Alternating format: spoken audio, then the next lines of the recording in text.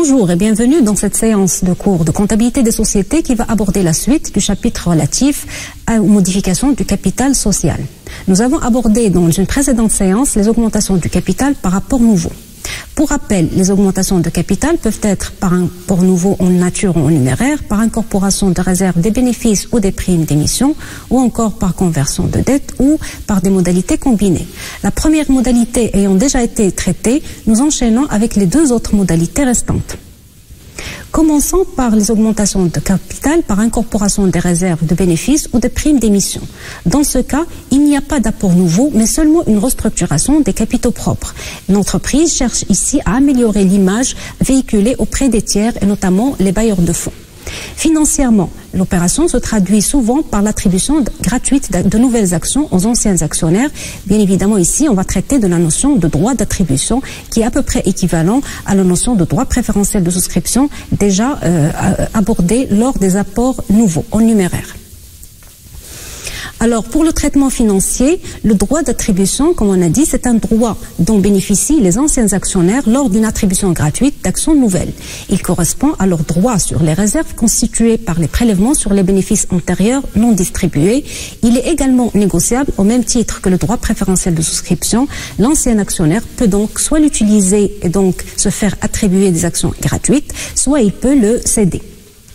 Pour le calcul, il faut bien évidemment passer aussi par la parité ou ce qu'on appelle le rapport d'attribution. Il se calcule de la même façon que le rapport de souscription lors des apports en numéraire. Donc là, on divise le nombre d'actions nouvelles attribuées gratuites sur le nombre d'actions anciennes. Ou bien l'inverse, comme on a dit, l'interprétation est la plus importante. De la même façon, le calcul de la valeur théorique du droit d'attribution peut se faire de différentes manières, soit à partir des valeurs avant augmentation et de la valeur après augmentation, soit directement en appliquant la formule valeur réelle avant augmentation fois le nombre d'actions gratuites sur le nombre d'actions totales après l'augmentation du capital. Nous allons reprendre un exemple pour illustrer le calcul de la valeur théorique du droit d'attribution. Soit l'extrait des capitaux propres suivants. Donc vous avez un capital social constitué de 5000 actions de valeur nominale 100 dirhams, l'ensemble des réserves, le report à nouveau et le total des capitaux propres qui s'élève à 1 million de dirhams.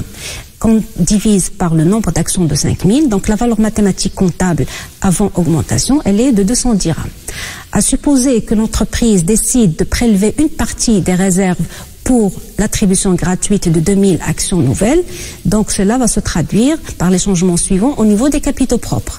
Comme vous pouvez le constater, le nombre d'actions va passer de 5000 à 7000, toujours calculé dans le capital social à leur valeur nominale, et puisque les actions ou l'augmentation s'est faite par incorporation de réserves, donc le montant des réserves va baisser de 250 000 à 50 000. Comme on l'a dit, la parité va se calculer de la même façon que pour le droit préférentiel de souscription, sauf que là, il s'agit d'attribution gratuite d'actions, donc l'actionnaire aurait droit à 2 actions gratuites pour 5 anciennes possédées. Et le calcul du droit d'attribution va se faire de 2 façons différentes. Donc on a dit soit à partir des valeurs réelles, donc la valeur avant, 200 dirhams moins 142,86 dirhams, ça va donner 57,14 dirhams. Ou directement à partir de la formule en rapportant la valeur avant fois le nombre d'actions gratuites attribuées divisé par le nombre total d'actions, ça va vous donner le même montant, soit 57,14 dirhams. À présent, nous allons analyser la situation des différents actionnaires après l'attribution d'actions gratuites.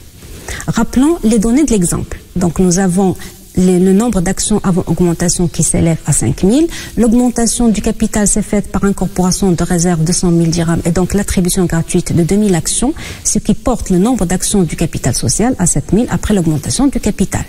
Les valeurs réelles avant et après sont passées de 200 dirhams avant l'augmentation à 142,86 dirhams. Ici, bien évidemment, il n'y a pas de prix d'émission puisqu'il s'agit d'attribution gratuite. Quelle est la conséquence pour chaque catégorie d'actionnaires? Alors, pour un actionnaire qui décide d'utiliser ses droits d'attribution, donc il va les faire valoir et par conséquent, il va devoir disposer au minimum de 5 actions s'il veut se faire attribuer 2 actions gratuites. Donc, il dispose d'un portefeuille d'actions de 1000 dirhams, il va le faire valoir ses droits d'attribution et donc il va recevoir 2 actions gratuites et à l'issue de cette opération, il va disposer de 7 actions d'une valeur inchangée 1000 dirhams. Donc si on divise les 1000 par 7, on va retrouver exactement la valeur réelle après augmentation telle qu'on l'a calculée tout à l'heure. Un actionnaire qui cède ses droits d'attribution, donc qui ne veut pas l'attribution gratuite, va avoir donc un portefeuille d'actions similaires, 5 actions. Il va céder ses droits d'attribution à leur valeur théorique, donc 5 fois 57,14, soit à peu près 286 dirhams. Après l'augmentation du capital, il aura toujours 5 actions, mais avec une valeur de 714. La décote, 7000 moins 714, 286 dirhams, correspond exactement à la compensation financière qu'il a eue à l'issue de la vente de ses droits d'attribution. Comme ce qu'on avait signalé pour le cas des apports nouveaux en numéraire, la différence entre l'actionnaire qui décide de se faire attribuer, d'utiliser ses droits d'attribution et celui qui les cède, c'est que dans le premier cas, l'actionnaire va maintenir sa part dans le capital social. Ici, il avait 5 actions parmi 5000, là, il va avoir 7 parmi 7000. Donc, le rapport dans le capital social, mais aussi la part dans les bénéfices futurs, reste inchangé. Alors que pour celui qui a choisi de céder ses droits d'attribution, sa part va baisser. Il avait 5 actions parmi 5000, là, il va avoir 5 parmi 7000. Donc, lui, il a choisi une compensation financière immédiate sur les bénéfices futurs ou la part dans les bénéfices futurs. Un nouvel actionnaire peut également se faire attribuer des actions gratuites, mais à condition de trouver un ancien actionnaire qui va lui céder les droits d'attribution. Donc il aura besoin d'acheter 5 droits d'attribution d'une valeur totale de 286 dirhams pour avoir 2 actions. Donc si on divise les 286 par 2, on va retrouver exactement à peu près la valeur 143 dirhams qui est la valeur calculée. Concernant le schéma comptable, donc quand il s'agit d'augmentation par incorporation de réserves, il suffit tout simplement de débiter les réserves concernées. Donc notez ici que même la réserve légale peut être incorporée, mais dans des conditions particulières, notamment quand elle a atteint son plafond et quand on veut reconstituer la réserve légale. Donc on peut incorporer une partie de la réserve légale, les autres réserves. Donc il suffit, comme on a dit, de débiter le montant des réserves et de créditer capital social du montant de l'augmentation. Et de ne pas oublier d'inscrire les frais d'augmentation de capital. Dans notre exemple, nous avons incorporé 200 000 dirhams d'autres réserves au capital social. Donc il suffit de débiter le compte autres réserves et de créditer capital social. Quand il s'agit d'incorporation des bénéfices, le schéma comptable est quasiment identique, à la seule différence que là on va débiter le compte de report à nouveau solde créditeur par le compte capital social. Idem lorsqu'il s'agit d'incorporation des primes d'émission. Donc vous remplacez le compte report à nouveau par le compte prime d'émission. Donc le schéma comptable ne présente aucune difficulté. Passons à présent à la troisième modalité d'augmentation de capital, à savoir augmentation par conversion de dette. Dans certains cas, la société peut proposer à ses créanciers de convertir leurs créances en titres de propriété, c'est-à-dire des actions. Alors les droits de créance, c'est-à-dire les dettes de la société, vont se transformer en droits de propriété, à savoir les actions de la société. Cette solution va entraîner plusieurs conséquences. La première, c'est qu'il y aurait une disparition d'une partie des dettes de la société. Il y aura une augmentation du capital sans apport nouveau, puisqu'on a dit que c'est une simple restructuration. On va remonter des dettes vers les capitaux propres et donc le total bilan va rester inchangé. Il y aura entrée de nouveaux actionnaires, ce sont les anciens créanciers, et par conséquent, les anciens actionnaires vont perdre une partie de leur capital et de leur pouvoir. Pour le traitement financier de la conversion des dettes, il faut commencer tout d'abord par fixer le prix d'émission, ce qui va permettre de calculer le nombre d'actions à émettre qui est égal au montant de la dette à convertir sur le prix d'émission choisi par la société. Et donc, ça permet également de calculer la prime d'émission. On va prendre un exemple pour illustrer tout ça. Supposons un extrait du passif, donc avec des capitaux propres qui s'élèvent à 1 million de dirhams et des dettes de financement de 350 000 dirhams. Et supposons que la société décide de convertir une partie des dettes, soit 300 000 dirhams, en actions. Et qu'elle a fixé un prix d'émission de 150 dirhams. Donc, dans ce cas, le nombre d'actions à émettre va être de 2000 actions, puisqu'on va rapporter les 300 000 dirhams sur le prix d'émission, ce qui va nous donner le nombre d'actions nouvelles à émettre en contrepartie de la conversion des 300 000 dirhams de dette. Ce qui va changer sur l'extrait du passif. Donc là, on voit bien que le nombre d'actions ou le capital social est passé de 5 000 à 7 000 actions, toujours calculées à leur valeur nominale. La prime d'émission est enregistrée à part donc 100 000 dirhams. Et bien sûr, les dettes de financement ont passé de 350 000 dirhams à 50 000 dirhams. Donc vous constatez ici que même si les capitaux propres sont passés de 1 million de dirhams à 1 300 000 dirhams, mais le total du passif, à supposer que ce sont les seuls éléments qu'on a au passif, on a toujours 1 350 000 dirhams, mais 1 350 000 dirhams. Le schéma comptable de l'enregistrement des augmentations par conversion de dette est relativement simple également, puisque vous avez on va débiter la dette concernée, donc ça pourrait être soit des dettes du passif circulant, soit des dettes de financement, par le compte associé versement reçu sur augmentation de capital. Ensuite, solder le compte associé versement reçu sur augmentation de capital par le capital social avec la valeur nominale et la prime d'émission. Si on reprend les éléments de notre exemple, donc là, nous avions des dettes de financement converties de 300 000 dirhams et les 300 000 dirhams sont dispatchés entre le capital social de 100 000 dirhams et la prime d'émission 100 000 dirhams.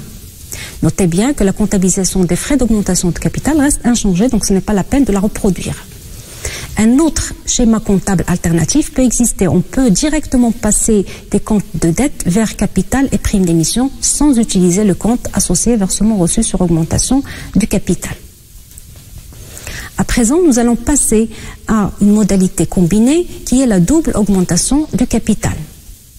Le cas le plus fréquent, c'est le recours de la société à une augmentation par rapport nouveau combinée à une augmentation par incorporation des réserves ou des bénéfices. Cette double augmentation peut être faite soit de manière successive ou simultanée, ce qui va induire des traitements financiers différents alors que le traitement comptable reste identique à celui des opérations isolées. Donc dans la suite, on va focaliser notre attention uniquement sur le traitement financier, le schéma comptable restant inchangé. Commençons d'abord par les augmentations successives. Alors comme leur nom l'indique, les deux opérations vont se dérouler l'une après l'autre. À chaque ancienne action sont donc attachés en même temps un droit préférentiel de souscription et un droit d'attribution qui seront utilisés l'un après l'autre selon l'ordre désigné par l'Assemblée générale extraordinaire. Et donc l'incidence sur le calcul des rapports de souscription et d'attribution et des valeurs des droits préférentiels de souscription et d'attribution seront différents. Pour mieux cerner les mécanismes de calcul du DPS et du DA en cas d'augmentation successive, nous allons présenter le déroulement sur l'axe de temps des deux opérations. Donc, à supposer que V0 désigne la valeur initiale réelle de l'action avant la double augmentation, que V1 désigne la valeur réelle après la première augmentation et que V2 désigne la valeur réelle après la deuxième augmentation. Nous avons dit précédemment que tout dépend de l'ordre dans lequel les augmentations vont se faire. Est-ce qu'on commence par les apports nouveaux, puis l'incorporation, ou bien l'incorporation, ensuite les apports nouveaux? Nous allons traiter cas par cas. Supposons que dans le premier cas, la société décide de faire l'augmentation par des apports nouveaux en numéraire, suivi par l'incorporation des réserves ou des bénéfices.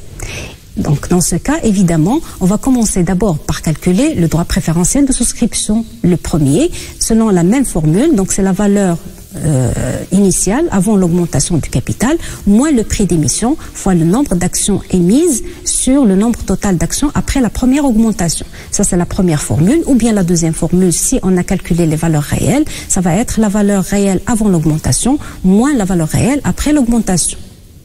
Une fois qu'on a calculé ce DPS, on passe au calcul du droit d'attribution.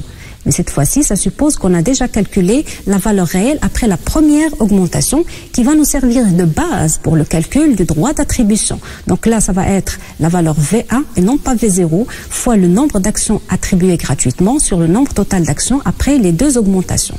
Ou bien, tout simplement, en passant par les valeurs réelles, c'est la valeur réelle après la première augmentation moins la valeur réelle après la deuxième augmentation. Supposons maintenant qu'on va traiter l'augmentation inversement, c'est-à-dire on va commencer par l'incorporation des réserves, puis les apports nouveaux en numéraire. Cela suppose qu'on va calculer d'abord le droit d'attribution et puis le droit préférentiel de souscription. Dans ce cas, vous notez que le droit d'attribution que vous allez calculer va être différent de celui-ci, puisque Or, cette fois-ci, la valeur, c'est V0 et non pas V1. Et on va multiplier par le nombre d'actions attribuées gratuitement sur n plus 1. Donc là, même le rapport d'attribution est différent. Alors que là, c'était n2 sur n plus 1.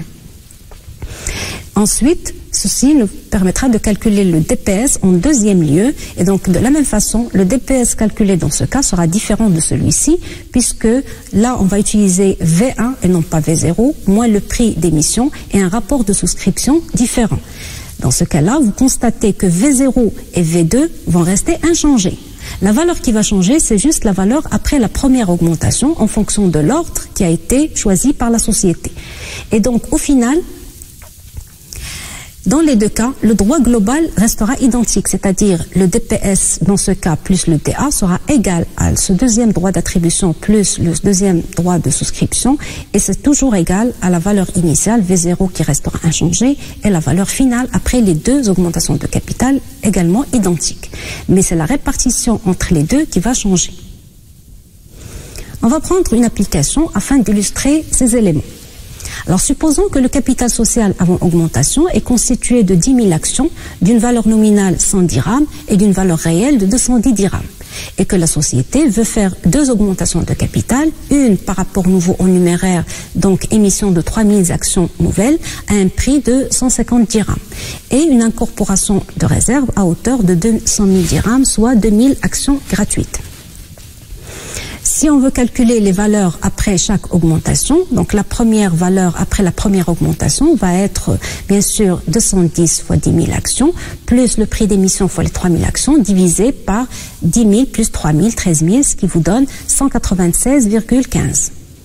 La deuxième augmentation a supposé que ce soit l'incorporation des réserves, donc ça va être bien sûr la valeur avant, les 196,15 fois le nombre d'actions 13 000, divisé par le nombre total après les deux augmentations, 10 000 plus 3 000 plus 2 000, soit 15 000, et donc ça va vous donner 170. Si on reprend sur le schéma, donc comme tout à l'heure, on voit que la valeur initiale, elle a été de 210 avant l'augmentation. Après la première augmentation, elle a baissé à 196,15 et après la deuxième augmentation, elle a encore baissé à 170.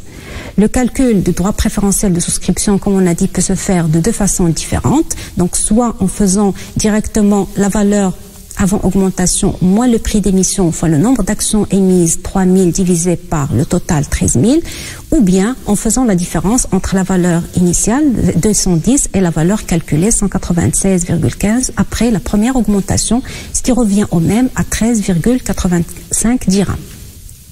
Ensuite, on passe au calcul du droit d'attribution de la même façon, qui peut se faire de deux façons différentes, 196 fois 2000 sur 15 000 ou 196,15 moins 170, ça fait 26,15. La somme des deux va vous donner le droit global qui est de 40 dirhams. À supposer qu'on inverse l'ordre des augmentations de capital, c'est-à-dire qu'on veut commencer par l'incorporation des réserves suivie par les apports nouveaux, eh bien, dans ce cas-là, on va constater que les valeurs vont changer. On va calculer une autre valeur, surtout la valeur après la première augmentation qui va changer, donc elle va être égale à 175, alors que la deuxième valeur, c'est-à-dire la valeur après les deux augmentations, va rester inchangée, 170. Sur notre axe, nous retrouvons donc la valeur initiale de 110, la valeur nouvelle après la première augmentation, c'est-à-dire après l'incorporation des réserves, 175, et la deuxième valeur inchangée, 170. Comme on a dit ici, puisqu'on va commencer par l'incorporation des réserves, donc le premier droit qu'on va calculer, c'est le droit d'attribution.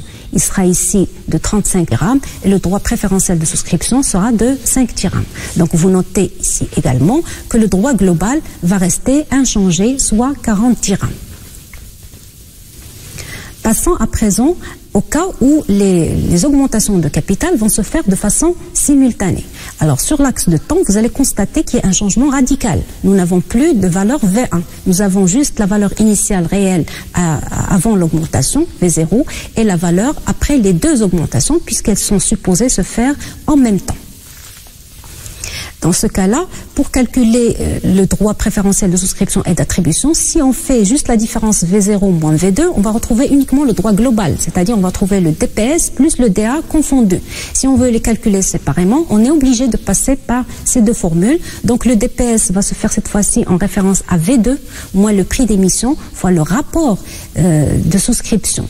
Et le droit d'attribution va se faire toujours par référence à V2 fois le rapport d'attribution.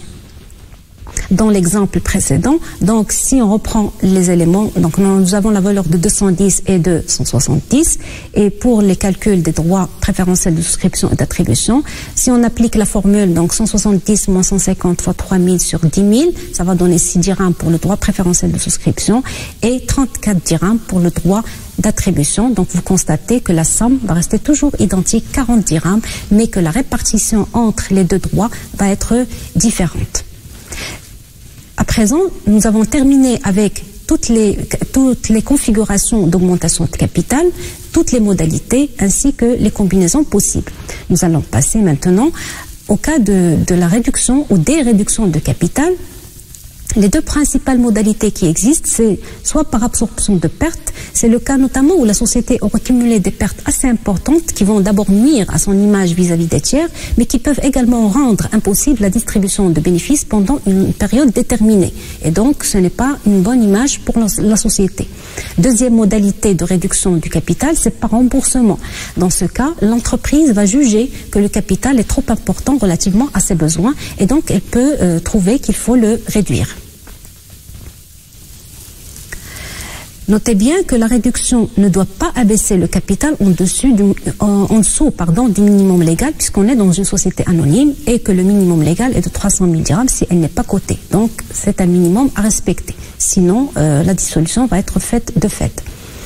Alors pour le schéma comptable de la réduction du capital social, il est relativement simple, puisqu'il s'agit de débiter le capital social et de créditer report à nouveau solde débiteur. Donc là, on est dans le schéma où on fait la réduction par absorption de pertes. Il n'y a pas de traitement financier particulier à faire, il suffit de prendre le montant de la perte. À supposer, donc il y a des remarques à faire, supposons que le montant de la réduction ne coïncide pas avec celui des pertes. La différence va être portée sur un compte de réserve.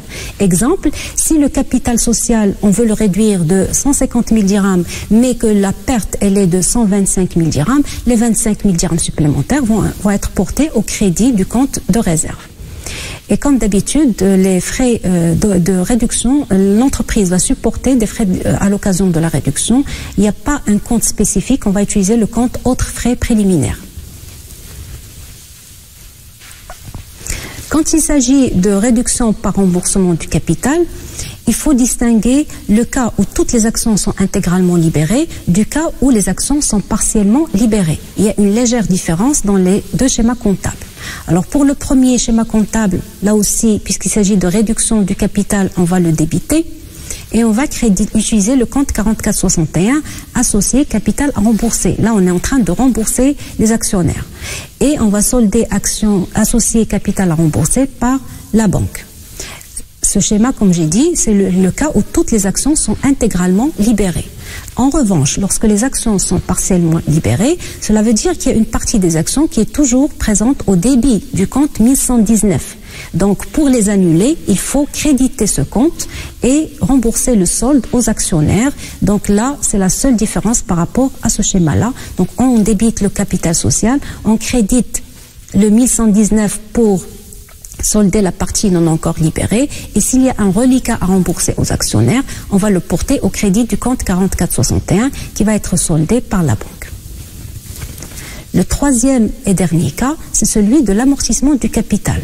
Je vous rappelle que l'amortissement du capital ne touche pas le montant du capital, mais il touche la catégorie des actions qui constituent le capital social.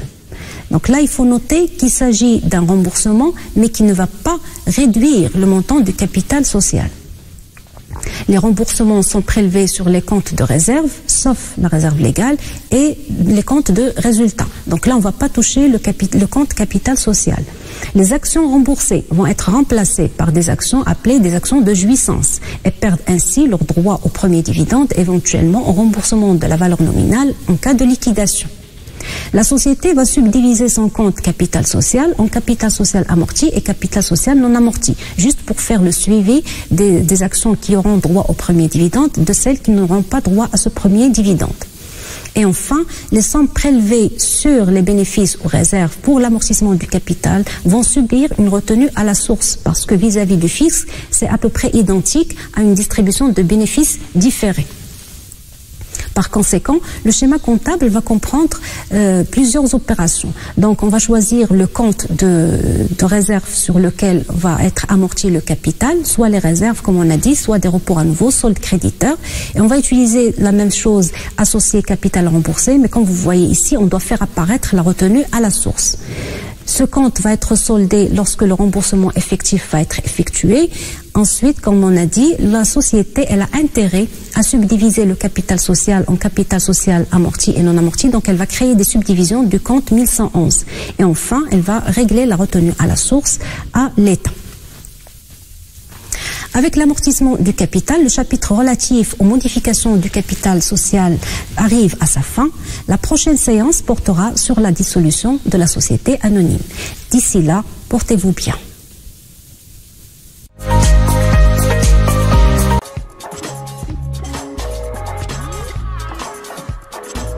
إن أعجبك الفيديو لا تنسى الإعجاب والاشتراك في القناة.